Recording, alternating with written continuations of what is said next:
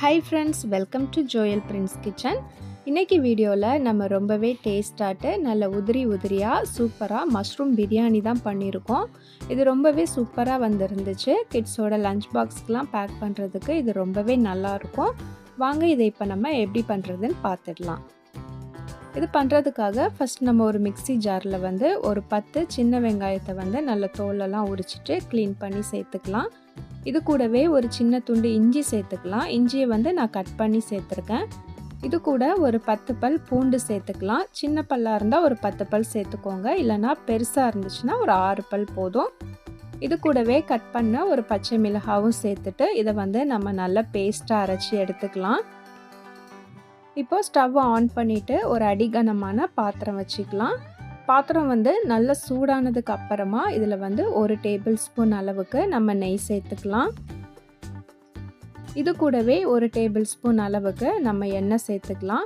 இந்த எண்ணெயும் நெய்யும் நல்லா காஞ்சதுக்கு அப்புறமா இதில் ஒரு பிரிஞ்சி இலை சேர்த்துக்கலாம்.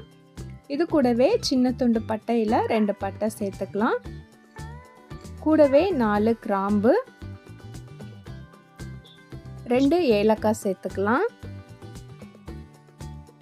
ஒரே ஒரு சின்னதாட்டு ஒரு அன்னாச்சி பூ சேர்த்துக்கலாம். இப்போ இது எல்லாமே நல்லா பொரிஞ்சதுக்கு அப்புறமா மீடியம் சைஸ் வெங்காயத்தில் 2 வெங்காயம் எடுத்து இது மாதிரி ஸ்லைஸ் பண்ணி வச்சுருக்கேன். இப்போ இந்த வெங்காயத்தை சேர்த்துட்டு நம்ம நல்லா வதக்கி விட்டுடலாம். வெங்காயம் நல்லா வதங்கி நல்லா ப்ரௌன் கலர் வரட்டும். அது வரைக்கும் நம்ம இதை நல்லா வதக்கி எடுத்துக்கணும். வெங்காயம் இப்போ நல்லா வதங்கி ப்ரௌன் கலர் வந்துடுச்சு. இப்போ நம்ம அரைச்சி வச்சுருந்த அந்த மசாலா பேஸ்ட்டை எடுத்து நம்ம இதோட சேர்த்துக்கலாம். இது கூடவே இப்போ ஒரு அரை கை அளவுக்கு நம்ம மல்லி இலை சேர்த்துக்கலாம். கூடவே புதினா இலையும் சேர்த்துக்கலாம். புதினா இலை மல்லி இலையை விட கொஞ்சம் அதிகமாக இருக்கிற மாதிரி நம்ம எடுத்துக்கணும். சேர்த்துட்டு இதை ஒரு வாட்டி நம்ம நல்லா வதக்கி விட்டுக்கலாம். ஒரு 2 நிமிஷத்துக்கு இது எல்லாத்தையுமே நல்லா வதக்குனதுக்கு அப்புறமா மீடியம் சைஸ் தக்காளியில் 2 தக்காளி எடுத்து கட் பண்ணி வச்சுருக்கேன். இப்போ இந்த தக்காளியும் நம்ம இதோடு சேர்த்துட்டு இதை ஒரு வாட்டி நம்ம நல்லா வதக்கி விட்டுடலாம். இப்போ ஒரு 4 நிமிஷத்துக்கு இந்த தக்காளி நல்லா மசிஞ்சு வரணும். அதே மாதிரி நம்ம சேர்த்துருந்த அந்த பேஸ்ட்டோட பச்சை வாசனையும் போயிடணும். அது வரைக்கும் ஒரு 4 நிமிஷத்துக்கு இதை நம்ம அப்படியே விட்டுடலாம். இந்த தக்காளி எல்லாமே நல்லா மசிஞ்சு வர்றதுக்காக இதை நம்ம ஒரு மூடி போட்டு மூடிடலாம். மூடிட்டு 4 நிமிஷத்துக்கு இதை நம்ம மீடியம் ஃப்ளேமில் அப்படியே விட்டுடலாம். இப்போ 4 நிமிஷம் ஆயிடுச்சு. நம்ம சேர்த்துருந்த அந்த பேஸ்ட்டோட பச்சை வாசனை எல்லாமே போயிடுச்சு. தக்காளியும் நல்லா மசிஞ்சு வந்திருக்கு. இப்போ இதோட நம்ம மசாலா சேர்த்துக்கலாம். காரத்துக்காக 1 டேபிள் ஸ்பூன் அளவுக்கு மிளகாய் தூள் சேர்த்துக்கலாம். இது கூடவே அரை டேபிள் ஸ்பூன் அளவுக்கு கரம் மசாலா சேர்த்துக்கலாம். இப்போ இதையும் ஒரு வாட்டி நம்ம நல்லா கலந்து விட்டுடணும். இதை நம்ம ஒரு 3 நிமிஷத்துக்கு நல்லா கலந்து விட்டுடலாம். அப்போ நம்ம சேர்த்துருந்த அந்த மிளகாய் தூளில் உள்ள கலர் நம்மளுக்கு பிரியாணியில் நல்லா கிடைக்கும். இப்போ நம்ம இதோட ஒரு 2 டேபிள் ஸ்பூன் அளவுக்கு தயிர் சேர்த்துக்கலாம். தயிர் சேர்த்துட்டு இதை ஒரு வாட்டி நம்ம நல்லா கலந்து மட்டும் விட்டால் போதும். இப்போ இது எல்லாமே சேர்ந்து நம்மளுக்கு இது மாதிரி நல்ல ஒரு தொக்கு மாதிரி கிடைக்கும்.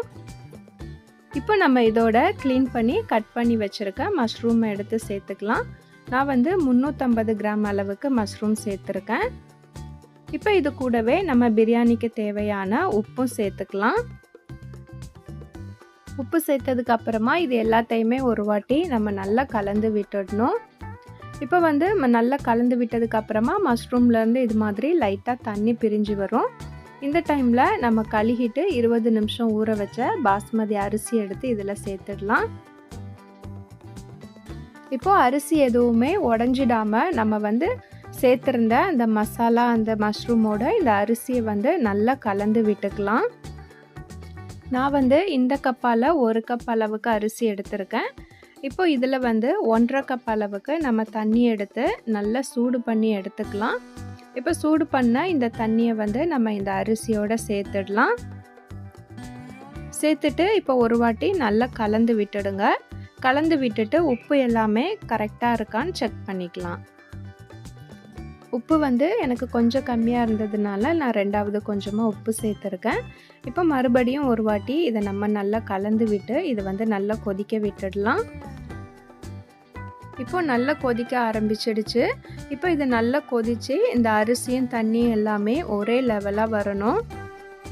நல்லா கொதிச்சதுக்கு அப்புறமா இப்போ அரிசியும் தண்ணியும் வந்து நம்மளுக்கு ஒரே லெவலாக வந்துடுச்சு. இந்த டைமில் நம்ம இதில் ஒரு 3/4 டேபிள் ஸ்பூன் அளவுக்கு நெய் சேர்த்துக்கலாம். நெய் சேர்த்துட்டு இதை ஒரு வாட்டி அந்த அரிசியோட ஃபுல்லாகவே நல்லா மிக்ஸ் ஆகிற மாதிரி நம்ம கலந்து விட்டுடலாம். கலந்து விட்டுட்டு மேலே இருக்கிறது எல்லாமே இதே மாதிரி நம்ம லெவல் பண்ணிக்கலாம். இப்போ நம்ம ஸ்டவ்வில் இருக்க சின்ன பர்னரில் வந்து இந்த பாத்திரத்தை நம்ம எடுத்து மாற்றிட்டு ஒரு மூடி போட்டு மூடிட்டு இது மேலே ஒரு வெயிட் வச்சிடுங்க. ஃப்ளேமை வந்து ஃபுல்லாக சிம்மில் வச்சுட்டு கரெக்டாக 15 நிமிஷத்துக்கு இதை நம்ம அப்படியே விட்டுடலாம். இப்போ 15 நிமிஷம் ஆயிடுச்சு. நான் வந்து ஃப்ளேமை ஆஃப் பண்ணிட்டேன். ஆஃப் பண்ணிவிட்டு இதை வந்து நம்ம ஒரு 10 நிமிஷத்துக்கு அப்படியே விட்டுடலாம். 10 நிமிஷத்துக்கு அப்புறமா நம்ம இதை வந்து ஓப்பன் பண்ணி பார்க்கலாம். இந்த டைமில் நம்ம இதுக்கு தேவையான சைட் டிஷ்ஷாட்டு காலிஃப்ளவர் 65ம் ரைத்தாவும் வந்து ரெடி பண்ணிட்டோம். இப்போ நம்ம 10 நிமிஷம் ஆயிடுச்சு. இதை ஓப்பன் பண்ணி பார்க்கலாம். இப்போ பிரியாணியை வந்து நம்ம ஓரத்துலேருந்து இது மாதிரி நம்ம லைட்டாக கலந்து விடலாம். நம்மளுக்கு பார்த்தாவே தெரியுது ரைஸ் வந்து நல்லாவே உதிரி உதிரியாக வந்திருக்கு. நம்ம 10 நிமிஷம் வந்து அப்படியே விட்டுட்டு ஓப்பன் பண்ணும்போது ரைஸ் வந்து இப்படி தான் ரொம்பவே உதிரி உதிரியாக சூப்பராக கிடைக்கும். நம்மளோட மஷ்ரூம் பிரியாணி வந்து இப்போ ரொம்பவே சூப்பராக ரெடியாக இருக்குது. இது கூட நம்மளோட காலிஃப்ளவர் 65ம் ரைத்தாவும் வச்சு நம்ம சாப்பிடும்போது ரொம்பவே சூப்பராக இருக்கும். லஞ்ச் பாக்ஸ்க்கெலாம் இது மாதிரி பேக் பண்ணி கொடுத்தீங்கன்னா பசங்க கண்டிப்பாக நல்லா விரும்பி சாப்பிட்டுட்டு வருவாங்க. நீங்களும் மஷ்ரூம் பிரியாணியை இந்த மெத்தடில் ஒரு வாட்டி ட்ரை பண்ணி பார்த்துட்டு எப்படி வந்துச்சுன்னு கமெண்ட்டில் சொல்லுங்கள். வீடியோ உங்களுக்கு பிடிச்சிருந்துச்சுன்னா லைக் பண்ணிவிட்டு ஷேர் பண்ணுங்கள். மறக்காமல் நம்ம வீடியோவுக்கு ஹைப் கொடுங்க. புதுசாக இப்போ தான் நம்ம சேனலை பார்க்குறீங்கன்னா ப்ளீஸ் சப்ஸ்கிரைப் பண்ணிவிட்டு பக்கத்தில் இருக்க பெல் ஐக்கானை கிளிக் பண்ணி சப்போர்ட் பண்ணுங்கள்.